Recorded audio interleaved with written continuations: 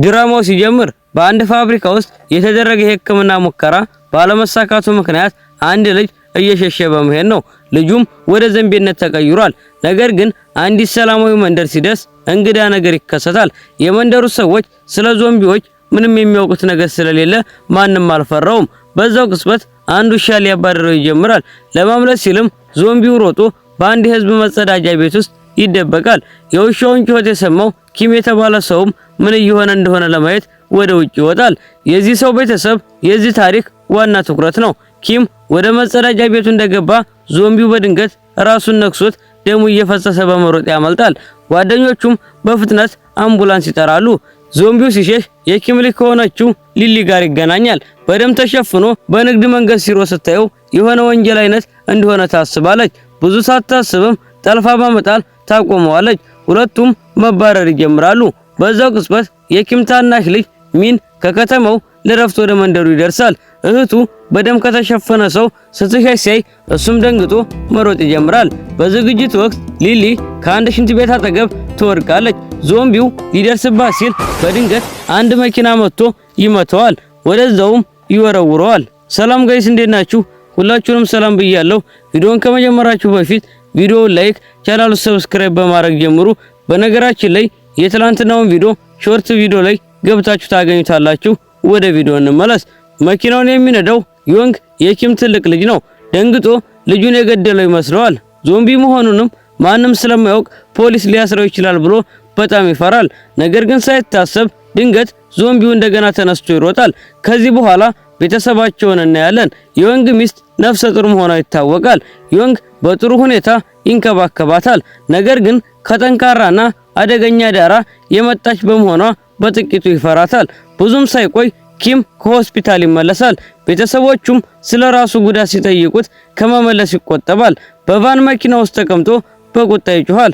በሌላ በኩል ዞምቢው አሁንም እየተባረረ ነው። ማታ ሲሆን ራሱን ለማዳን በኪም ጋራጅ ውስጥ ይደበቃል። በተመሳሳይ ጊዜም ኪም በራሱ ሐሳብ ውስጥ ተጥለቅልቋል።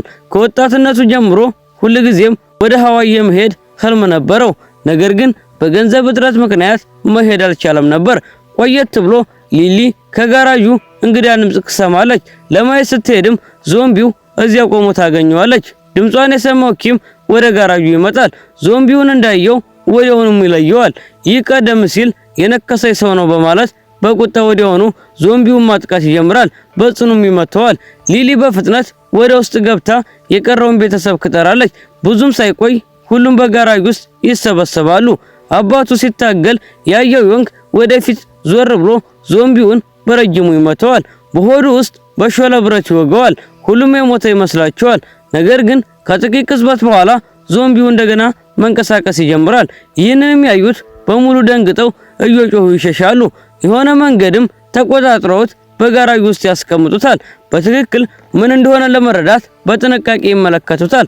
ከዛ ሚን ይህ በፊልም ላይ ያዩት ነገር ይመስለኛል ይላል። ሰዎች ሌሎችን ነክሰው ወደ ዞምቢነት የሚቀይሩበትን የፊልም ምስል ያሳያቸዋል። ይህንንም ካዩ በኋላ ቤተሰቡ ፈርተው ከኪም እየራቁ ይሄዳሉ። ዮንግ ቀርቦ እንዲያየው ይጠቅሱለታል። በዛው ቅጽበትም የዮንግ ሚስት በድንገት ኪምን በአስማቷ በማስተኛት በቫን መኪና ውስጥ ያደርጉታል። ማንም ሁኔታውን ሙሉ በሙሉ ስላልተረዳም ሚን በቀላል አነጋገር ያስረዳቸዋል። በህይወት መኖር ከፈለግን ቀደም ብሎ የተነከሱትን መግደል አለብን ይላል። ይህንንም የሰማው የኪም ታላቅ ልጅ ዮንግ የራሳቸውን አባት የመግደል ሐሳብ ፈጽሞ ስለሚቃወመው ሐሳቡን ሙሉ በሙሉ ይቃወመዋል። ሳያስብም ወዲያውኑ ሚንን በጽኑ መምታት ይጀምራል። የተናገረውን ለመቀበልም ፈቃደኛ አይሆንም። በተመሳሳይ ጊዜ ኪም በድንገት ከቫን መኪናው ተነስቶ ወደ ቤቱ ይመለሳል። በወንበር ላይ በጸጥታ ይቀመጣል። ይህንን ያዩት በሙሉ ደንግጠውና ፈርተው ሁሉም ይቆማሉ። በህሊናቸው ውስጥም ሁሉም ተመሳሳይ ነገር ያስባሉ። ኪም በማንኛውም ቅጽበት ወደ ዞምቢነት ተቀይሮ ሊያጠቃቸው ይችላል። በዚህ ምክንያትም ሁሉም በተጠንቀቅ በመሆን ማንኛውም ነገር ቢከሰት ለመስራት ይዘጋጃሉ። ኪም ለማስነጠስ ብቻ አፉን በዝግታ ይከፍታል። ነገር ግን ምንም ሳይገባ የዮንግ ሚስት ድንጋጤ ይዛታል። በዛው ቅጽበትም ሚን ወደፊት በመሮጥ ኪምን እንደገና ራሱን ይመታዋል። ለሁለተኛ ጊዜም አስታሞ ያስተኛዋል። ይህ ዮንግን የበለጠ ያበሳጨዋል። ወዲያውኑም ወደ ሚን ዞሮ እንደገና ይመታዋል። አባታችን ሙሉ በሙሉ ደህና ነው፣ ምንም ችግር የለበትም በማለትም ከቤት ያወጣዋል። በሚቀጥለው ትዕይንት ሊሊ ወደ ዞምቢው በመሄድ የሚበላ ነገር ስትሰጠው እናያለን። ዞምቢው በጸጥታ ይበላዋል። ከጠበቁት የተለየ መሆኑ ግልጽ ይሆናል። በሙከራው የተፈጠረ የመጀመሪያ ዞምቢ በመሆኑ የበለጠ የዋህና ጎጂ ያልሆነ ይመስላል። በዚህ ምክንያትም ሊሊ በዝግታ ተወደዋለች። ስለማያጠቃትም ከዚህ በኋላ ፓርክ የሚል ስም ከሰጠዋለች። ስሙን ሲሰማ ዞምቢው የተረዳ ይመስል ይመለከታታል። በዛ ቅጽበት የወንግ ሚስት መታ ሊሊ ወዲያውኑ እንድትወጣ ትነግራታለች። ሊሊ ከወጣች በኋላም አንድ አስደንጋጭ ነገር ታደርጋለች። ዞምቢው ቤተሰቡን እንዳይጎዳ የጥርስ ክፍሎችን በሙሉ ታወጣለች። በሌላ በኩል ኪም በራሱ ላይ አንድ እንግዳ ነገር ያስተውላል። እየባሰበት ከመሄድ ይልቅ እየወጣለት ይሄድ ነበረ። መልኩም ይሻሻላል፣ ኃይሉም ይመለሳል። ይህም ጓደኞችን ያስገርማቸዋል። ይህ እንዴት እንደሚሆንም መጠየቅ ይጀምራሉ። ኪም ራሱ በመስታወት ሲያይ በጣም ይደነቃል። ይህ ለውጥ በዞምቢው ንክሻ ምክንያት እየሆነም እንደሆነ በዝግታ ይረዳል። ይህን ከተረዳ በኋላም ኪም ዞምቢውን እንደ ሴት በማየት በእንክብካቤና በፍቅር ማስተናገድ ይጀምራል። ነገር ግን ልጆቹ ይህንን ባህሪ በጣም እንግዳ እንደሆነ ያገኙታል። አባታቸው በንክሻው ምክንያትም እንዳበደ ማመን ይጀምራሉ። ብዙም ሳይቆይ ኪም ወጣት የመሆኑ ዜና በመንደር ውስጥ ይሰራጫል። ሰዎቹ ወደ ኪም ይመጣሉ። ገንዘብ እያቀረቡም እነሱንም ወጣት እንዲያደርጋቸው ይጠይቁታል። እድሉንም ያየው ኪም በጣም ይስማማል። ነገር ግን ጓደኞቹ ወደ ጋራጁ ሲወስዳቸው ዞምቢው እንደጠፋ ይረዳል። እውነታው ግን ሚን ዞምቢውን በሚስጥር አፍኖ ወደ ከተማ በመውሰድ በሙከራዎች ላይ ሸጦ ገንዘብ ለማግኘት አቅዶ ነበር። በከፍተኛ ፍጥነትም ሲነዳ ሚን በፖሊስ ይቆማል። በምርመራ ወቅትም ፖሊሶች ዞምቢውን በውስጡ ታስሮ ያገኙታል። ሚን ሰውን እንዳፈነ ያስባሉ። ሚን ለማምለጥ ይሞክራል። ነገር ግን ተይዞ ወደ ፖሊስ ጣቢያ ይወሰዳል። ሲጠየቅም ይህ ልጅ ዞምቢ ነው ለማስረዳት ይሞክራል። ነገር ግን ስለ ዞምቢዎቹ ምንም እውቀት ስለሌላቸው ማንም አያምነውም። ብዙም ሳይቆይ ኪምና የቀረው ቤተሰብ ወደ ጣቢያው ይደርሳሉ። ልጁ የነሱ እንደሆነም ለፖሊስ ይዋሻሉ። በዚህ ምክንያትም ዞምቢውን ወደ ቤት መመለስ ይችላሉ። በኋላ ሊሊ ተመልሳ ለዞምቢው የሚበላ ጎመን ከሰጠዋለች። ነገር ግን መብላት አይችልም። ግራ ተጋብታም በጥንቃቄ ስታየው ጥርሶቹ እንደጠፉ ታስተውላለች።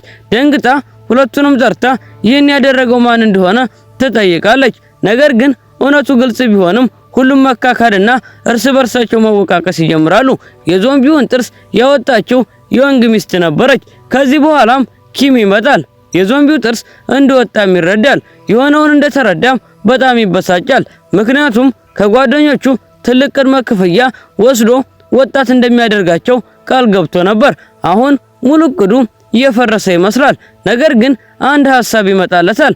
አሁንም በትክክል የሚነክስ እንዲመስል የሰው ሰራሽ ጥርስ በፍጥነት ሰርቶ ለዞምቢው አፍ ውስጥ ይገጥምለታል። ከዚያ በኋላም አንድ እንግዳ ንግድ ይጀምራሉ።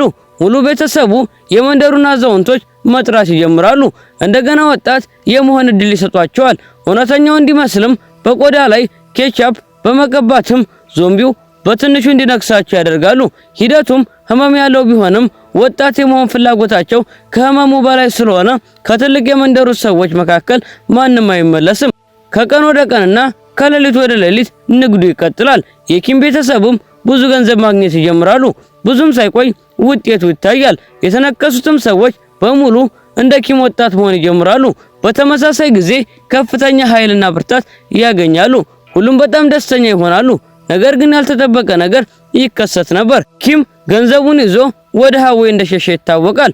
ከመጀመሪያው ጀምሮም እቅዱ ገንዘብ አግኝቶ ማምለጥ ነበር። አሁን ቤተሰቡን ትቶ ያንንም አድርጓል። ይህ ሁለቱንም ደንግጠው እንዲበሳጩ ያደርጋቸዋል። ይህን አጋጣሚም ያየው ሚን እንደገና ዞምቢውን ወደ ከተማ በመውሰድ ሸጦ ገንዘብ ለማግኘት ይሞክራል። ነገር ግን የወንግ ሚስት ፍቃደኛ አልሆነችም። እንዲቆይ ታስገድደዋለች። በሚቀጥለው ትዕይንትም ሊሊ ዞምቢውን ወደ ጎመን እርሻ ትወስደዋለች። ይህም የሱ ተወዳጅ ቦታ እንደሆነ ይታወቃል።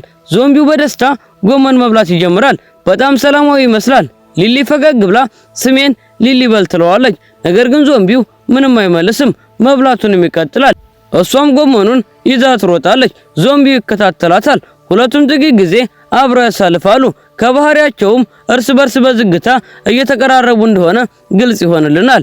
ነገር ግን ዮንግ መጥቶ ዞምቢውን ሊሊን ሊነክሳት ይችላል ብሎ በማሰብ ወደ ውስጥ ይስበዋል። በሌላ በኩል ወጣት የሆኑ ሰዎች ለሌሎች መናገር ይጀምራሉ። በዚህ ምክንያትም ከተለያዩ ቦታዎች ብዙ ደንበኞች ይመጣሉ። ቤተሰቡ የበለጠ ገንዘብ ማግኘት ይጀምራሉ። በዚህ ገንዘብም የነዳጅ ማደያቸውና ቤታቸውን ያድሳሉ። ለጥቂት ጊዜ ሁሉም ነገር በጥሩ ሁኔታ የሚሄድ ይመስላል። በሂደትም ዞምቢውን እንደ ቤተሰብ አባል ይሆናል አብሮ። ሊሊ ትንከባከበዋለች፣ መልክ ታስተካክልለታለች፣ ገጽታውንም ትቀይራለች። ከዚህ በኋላም ወደ ውጭ ትወስደዋለች። ወደ ምግብ ቤቶች አብረው ይሄዳሉ። ነገር ግን ቢሆንም የዞምቢው ባህሪ ቀላልና ያልተለወጠ ሆኖ ይቀጥላል። ከዛ በአንድ ሌሊትም ሊሊ ምን ሲናገር ትሰማለች። ዞምቢውን በከፍተኛ ገንዘብ ለሙከራዎች በላብራቶሪ ለመሸጥ እንደገና በሚስጥር ስምምነት እያደረገ ነው። ይህንንም የሰማችው ሊሊ በጣም ታስባለች። ለማንም ሳትናገር ዞምቢውን ሩቅ ወስዳ ክትተዋለች። በቤቷ ውስጥም ደህንነቱ የተጠበቀ እንዳልሆነ ወስናለች። በኋላ ሚን ዞምቢው እንደጠፋ ሲረዳ በሁሉም ቦታ መፈለግ ይጀምራል። በመጨረሻም ሊሊ በተወችበት ደን ውስጥ ያገኘዋል። ምንም ሳይንቀሳቀስ ቆሟል። ሚን ወስዶትም ወደ ከተማ ለመውሰድ በማሰብ ወደ ባስ ጣቢያ ይሄዳል። ነገር ግን እዚያ ሲደርሱ አንድ አስደንጋጭ ነገር ይከሰታል። በባስ ጣቢያው ያሉ ሰዎችም እርስ በርስ ማጥቃት ጀምረዋል። አንዱ ከሌላው ወደ ዞምቢነት ይቀየራሉ። ይህንን ያየው ሚንም ፈርቶ ሊያጠቁት ከመቻላቸው በፊት ይሮጣል። ከዚህ በኋላም ኢንፌክሽኑ በከተማ ውስጥ መሰራጨት እንደጀመረ ይታያል። በዝግታም ብዙ ሰዎች ወደ ዞምቢነት የተቀየሩ ሌሎችን ማጥቃት ይጀምራሉ። በሁሉም ቦታ ሁከትም ይፈጥራሉ። ሙሉ ከተማዋም ወደ ድንጋጤ ትወድቃለች። ሰዎች ህይወታቸውንም ለማዳን ለመሸሽ ይሞክራሉ። ሁሉም ለማምለጥ ይሞክራሉ። ነገር ግን ማንም መውጣት አይችልም። ከጥቂት ሰዓታት ውስጥም የዞምቢዎች ቁጥር በፍጥነት ይጨምራል። ሙሉ ከተማዋም ወደ ሁከት ትወድቃለች። በተመሳሳይ ጊዜም ያው ዞምቢ ሊሊ ብቻዋን ወደምትገኝበት የኪም ጋራዥ ይደርሳል። ወደ እሷ ሲመጣም ባየችው ቅጽበት በከፍተኛ ድምጽ ጮኻ በፍርሃት ትሮጣለች። ወንድሟንና የሱ ሚስት ማስጠንቀቅ ከመቻሏ በፊትም ብዙ ዞምቢዎችን ቤቱን መክበብ ይጀምራሉ። የወንግ ሚስትም ሊገጥማቸው ትሞክራለች። ነገር ግን የዞምቢዎች ቁጥር እየጨመረ ይሄዳል። ስለዚህ ሶስቱም ወደ ቤት ውስጥ በፍጥነት ይገባሉ። በሮችና መስኮቶችንም በፍጥነት ይዘጋሉ። ካስፈለገም ለመዋጋት ተዘጋጅተዋል። በሌላ በኩል ሚን በጣቢያው አቅራቢያው የሚገኝ መኪና ስር ከደብቆ ከዞምቢዎቹ ለመራቅ ይሞክራል። ወደ ፖሊስ ለመደወል ይሞክራል። ነገር ግን ፖሊሶች ቀደም ብለው ወደ ዞምቢነት እንደተቀየሩ ይረዳል። በድንገትም ስልኩን መደወል ይጀምራል። ድምጹም አቅራቢያ ያሉትን ዞምቢዎች ይስብ ነበረ። ወደሱ መምጣት ይጀምራሉ። በሆነ መንገድም ሚን አምልጦ በፍጥነት ወደ መኪና ይገባል። በከፍተኛ ፍጥነትም ይነዳል። ነገር ግን በዛ ፍጥነት ምክንያት በድንኳን ውስጥ ተደብቆ የነበረ ፖሊስ ይጋለጣል። ዞምቢውም ወዲያውኑ ያጠቀዋል። በቤቱ ውስጥም ሁኔታው ይበልጥ ይባባሳል። የወንግ ነፍሰ ጡር ሚስትም በጽኑ ሕመም መያዝ ትጀምራለች። ይህም በቤት ውስጥ ድንጋጤ ይፈጥራል። በተመሳሳይ ጊዜ ዞምቢዎቹ ወደ ውስጥ መግባት ይጀምራሉ። የወንግ እህቱንና ሚስቱን በመስኮት በኩል እንዲያመልጡ በፍጥነት ይነግራቸዋል። ነገር ግን ሚስቱ በድንገት የገንዘብ ቦርሳዋ ክፍል ውስጥ እንዳለ ታስታውሳለች። ለመውሰድም ትመለሳለች። ዞምቢዎች ከመድረሳቸው በፊትም ጥቂት ቀርቷት ታመልጣለች። ከዛ በኋላም የወንግ ሚስቱና ሊሊ ወደ ጋራዡ ጣሪያ ይወጣሉ። ሁለቱንም በቫን መኪና ውስጥ ይደብቃቸዋል። በዛው ቅጽበትም ሚን ይደርሳል። ከመኪናው በሚተኮስ ማፈንጃ ዞምቢዎችን ለመዋጋት ይሞክራል። ነገር ግን ዞምቢዎቹ በእሱ አይነኩም። ይልቁንም ከፍተኛ የፍንዳታ ድምጽ ይበልጥ ዞምቢዎችን ወደ ኪም ቤት ይስባል። ብዙም ሳይቆይ ሙሉ ከተማዋ በነዳጅ ማደያው አቅራቢያ ይሰበሰባሉ። ሁሉም ዞምቢዎችም በድምጹ ስለተሳቡ ሚንና ዮንግንም በቫን መኪና ውስጥ ይደበቃሉ። ነገር ግን በውስጡ ሁኔታው አሳሳቢ ይሆናል። የወንግ ሚስት ለመውለድ ጊዜው ስለደረሰ በጽኑ ሕመም ውስጥ ናት። ይህንን ያዩት ዮንግና ሚን ሳይታወቁ በህዝቡ መካከል ማለፍ እንዲችሉ እንደ ዞምቢ ለመስራት ይወስናሉ። በዝግታም ወደ ውጭ ወጥተው ዞምቢ መስለው በመንቀሳቀስ ወደ መኪናው መድረስ ይችላሉ። ነገር ግን ወደ ውስጥ ሲገቡ ቁልፎቹ እንደጠፉ ይረዳሉ። ለማግኘትም መብራቶችን አብርተው መፈለግ ይጀምራሉ። ነገር ግን ወዲያውኑም ዞምቢዎች ይሰበሰባሉ። በጥቂት ሰከንዶችም መኪናው ይከበባል። ሁለቱም ወንድሞች ሊሞቱ እንደሆነ ይመስላል። በዛ ቅጽበትም ሊሊ ልትረዳቸው ትወጣለች። ዞምቢዎቹም ሊያጠቋት ሲሉ ደጉ ዞምቢ ፓርክ መጥቶ ያድናታል። ለጥቂት ቅጽበትም ሊሊና ፓርክ በጸጥታ እርስ በርስ ይመለከታሉ። ከዛም ያልተጠበቀ ነገር ይከሰት ነበር። አንድ ዞምቢ በድንገት የኤሌክትሪክ ችግር በመፍጠሩ በነዳጅ ማደያ ውስጥ ያለው የሙዚቃ ሲስተም ወደዛው ይበራል። ከፍተኛው ሙዚቃም የዞምቢዎችን ትኩረት ይስባል፣ ትኩረታቸውንም ወደዛው ያስወግዳል። ይህን አጋጣሚ በመጠቀም ዮንግ ለነፍሰ ጡር ሚስቱ ሲል የመኪናውን ቁልፎች ለመፈለግ ወደ ቤት ለመመለስ ይወስናል። ነገር ግን ሙዚቃው ሲቆም ሁሉም ዞምቢዎች እንደገና ያስተውሉታል። ዮንግ አምልጦም ወደ ክፍሉ ይደርሳል። በፍጥነት ከፈለገ በኋላም መጨረሻም ቁልፉን ያገኘዋል። ነገር ግን ወደ ኋላ ሲዞር በሁሉም አቅጣጫ በዞምቢዎች ሙሉ በሙሉ ተከቦ ነበር። በተመሳሳይ ጊዜም በቫን መኪና ውስጥ የዮንግ ሚስት ምጥ ይዛታል። በዚህ ሁከትም በሙሉ መካከል ህፃን ልጅ ትወልዳለች። ድምጹንም የሰሙ ዞምቢዎች ወደ ጋራዡ መሮጥ ይጀምራሉ። በጥቂት ቅጽበት ውስጥም ሙሉ በሙሉ አካባቢው በእነሱ ይሞላል። ሁኔታው ሙሉ በሙሉ ከተቆጣጠሩት ውጪ ቢሆንም ሊሊ የዮንግ ሚስትና አዲስ የተወለደው ልጅ ለመጠበቅ ወደፊት ትላቸዋለች። በዛው ቅጽበትም ደጉ ዞምቢ ፓርክ ይደርሳል። ያለምንም ማወላወልም ሊሊን ደህና እንድትሆን ወደ መኪናው ይገፋታል። ነገር ግን እሱን ከመተው ይልቅ ሊሊ በሩን ከፍታ ወደ መኪናው እንዲገባ ካደርገዋለች። ይህንንም ስታይ ማልቀስ ትጀምራለች። ሁሉም ነገር ምን ያህል አደገኛ እንደሆነ ውስጧ ተረድቷታል። በተመሳሳይ ጊዜም ዮንግ አሁንም በቤት ውስጥ በዞምቢዎች ተከቧል። በሆነ መንገድም የመኪናውን ቁልፎች አግኝቶ በመስኮት ወደ ሚኒ ይወረውርላታል። ሙሉንም ወስደህ ሂድ ብሎ ይጮሃል። ከዚያም በዝግታ ለራሱ ጥቂት ጊዜ ከጨማሪ መኖር እመኝ ነበር ይላል። ሌላ ነገር ከመናገሩ በፊት ዞምቢዎች ይይዙታል። ሚኒህን አይቶ በስሜት ይፈርሳል። ነገር ግን ለማቆም ጊዜ የለውም ነበር። በቁጣ መኪናውን አስነስቶ ዞምቢዎቹን እየገፋ ወደፊት መንዳት ይጀምራል። በዚህ ሁከት ወቅት አቅራቢያ ያለው የነዳጅ ማሽን ይጎዳ ነበር። ነዳጅን በሁሉ ቦታ መፍሰስ ይጀምራል። ከጥቂት ቅጽበት በኋላ ዮንግ በድንገት ይታያል። በሆነ መንገድም ከዞምቢዎቹ አምልጦ ወደ እነሱ ይሮጣል። ወደ መኪናውም ይገባል። ነገር ግን ቀደም ብሎ እንደተነከሰ ግልጽ ነው። ቢሆንም ሚን ምንም አያቆምም። ሊሊና የዮንግ ሚስት ከህፃኑ ጋር የተቀመጡበትን ቫን መኪና እየሳበ መኪናውን ከነዳጅ ማደያው ያርቀዋል። ሊሊ በመስኮት በኩል ወደ ኋላ እያየች ፓርክ ወደ ኋላ ሲቀር ስታይ ታለቅሳለች። በዛ ቅጽበትም ፓርክ ወደ እሷ ይመለከታል። ለመጀመሪያ ጊዜ ስሟን ይጠራታል ሊሊ። ነገር ግን ይህን እንደተናገረ ሌሎች ዘንቢዎች ያጠቁታል። ለማምለጥ ሳይሞክርም ነዳጅ በዙሪያው ፈሶ እያለ ላይተር ያወጣል፣ ይለኩሰዋልም። ሙሉ በነዳጅ ማደያውም ወደዛ ይፈነዳል። ከሩቅ የኪም ቤተሰብ ይህን ይመለከታል። በጣም ደንግጠውና ሁሉም ያዝናሉ። በሚቀጥለው ቀን ጠዋት የዮንግ ሁኔታ እየባሰ ይሄዳል። ኢንፌክሽኑም በውስጡ ይሰራጫል። ሙሉ በሙሉ ተቀይሮ ወንድሙን ከማጥቃቱ በፊት ሚን ከሱ ይርቃል። በኋላ ሁሉም አንድ ላይ ይሰበሰባሉ። አሁንም የሆነውን ነገር በሙሉ ለመረዳት ይሞክራሉ። በዛው ቅጽበት ከሃዌይ ከተመለሰው ኪም ጋር አንድ ሰው ዜና ይዞ ይመጣል። የመጀመሪያው የተነከሰ ሰው እሱ ሆኖ እያለ በህይወትና ሙሉ በሙሉ መደበኛ ሆኖ በማየታቸው ሁሉም ይደነቃሉ።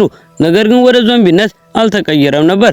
ከዛም በዜናው በኩል ቫይረሱ በሁሉም ቦታ እየተሰራጨ በሰዎች መካከል ሁከት እየፈጠረ እንደሆነ ይብራራል። ነገር ግን በሱ ጨርሶ የማይነኩ ጥቂት ግለሰቦች እንዳሉ ነበረ። ደማቸውም እንደ ክትባት እያለ ተፈጥሯዊ በሽታ የመከላከል አቅም ይዟል። በደማቸው እርዳታም ዞምቢዎችን ወደ ሰውነት መመለስ ይቻላል። ይህን የሰሙት የኪም ቤተሰቦች የመጨረሻ እውነቱን ይረዳሉ። ኪም ተፈጥሯዊ የመከላከል አቅም አዳብሯል። በዚህ ምክንያትም አብረውት መስራት ይጀምራሉ። የተያዙትንም ሰዎች ማከም ይጀምራሉ። አንዱ ከሌላው ዞምቢዎች ጋር ወደ መደበኛ ሰው ይመለሳሉ።